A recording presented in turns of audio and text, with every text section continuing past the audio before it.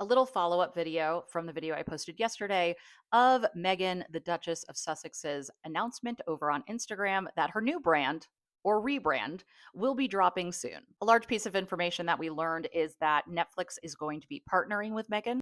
I've heard that they will be handling the manufacturing. It makes a lot of sense. Meghan has a cooking and lifestyle show coming out with Netflix in 2 weeks. Netflix has also been working on launching their own merch store for their popular TV shows and movies. It would make sense to partner with Meghan, who sells things out. The Meghan effect, the Kate effect, it's all very real. And you know what? There is thoughtful analysis and critique in the articles coming out about the new JK, it's trash. Real reason Meghan Markle was desperate to reveal new brand name.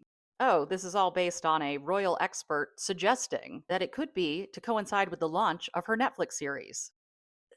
That was probably part of the plan, that strategy. The asparagus reader was busy, so the Sun UK pulled out a body language expert. Mega planned. Meghan's professional amateur look is nothing but an act. There are 11 moments in As Ever vid that blow her cover. Are you ready for one of them? The expert questioned why Meghan chose to include herself, asking her husband, "Is the camera on?"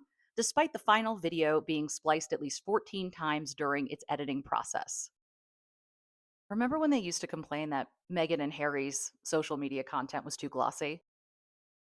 This is a cute, casual moment she chose to include. Tell me you don't understand how to make effective, captivating social media content without telling me. Can't get away without a subtle dig at the royal family. Pray tell, what was this dig? I'm going to be honest. At first, I thought it was going to be the fact that Buckingham Palace put out a strawberry jam spread video shortly after Meghan sent out her strawberry jam samples. That was seen at the time as a funny dig, coy slam. But this, the alleged dig, is the fact that she acknowledges that she did have to give up the TIG and hasn't been able to share over the past couple of years things that she's always loved doing: crafting, gardening, cooking. That's not a dig, that's fact. Not to mention the fact that part of the reason why it's probably been particularly challenging to share that side of herself over the last couple of years has nothing to do with the royal family, but it has to do with the media coverage. I have to say, I'm living for this era of Meghan Markle and her, well, they're going to talk about me, so might as well put myself out there with my voice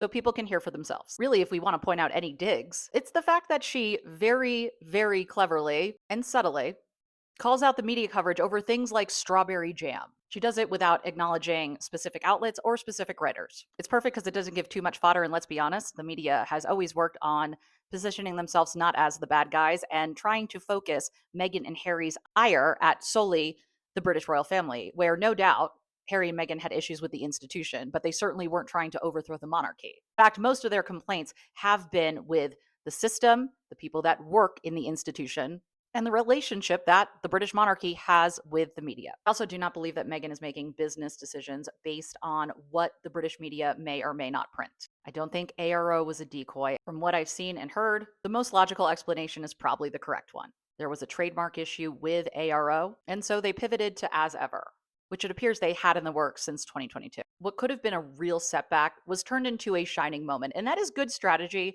and that's good PR put out by Meghan. While I believe that her response in her video about changing to As Ever being something that's more truthful to her, that does not limit her, and also feels more like her, is fair, I don't think that's incorrect.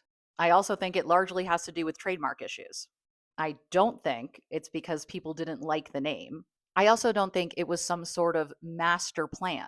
I'm not a trademark lawyer, but I don't think you can just mess around with trademarks like that. I don't think that's how it works. I think you have to establish that you are trying to create a business or have a business around this name. It's actually a great example of taking something that could have been a negative and turning it into a positive. In fact, it might end up being even better than whatever ARO could have been. I don't know if Netflix was going to be a part of manufacturing ARO. This might turn out for the best because she has such a large public platform and feelings about her are so polarized, and the coverage wildly hypocritical when it comes to Meghan and the rest of the royal family. People are going to frame this in whatever way benefits the story that they have about Meghan.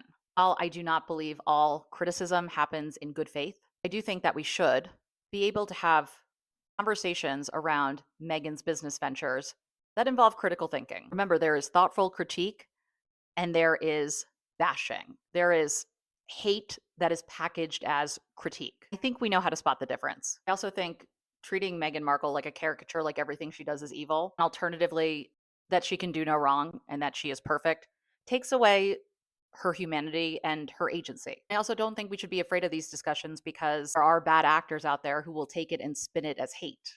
They were going to do that anyway. I actually think that kind of reaction just plays into their game. And this is coming from someone who's been labeled a Kensington Palace plant and on Harry and Meghan's payroll. I've got it from both sides. Anyway, more to come.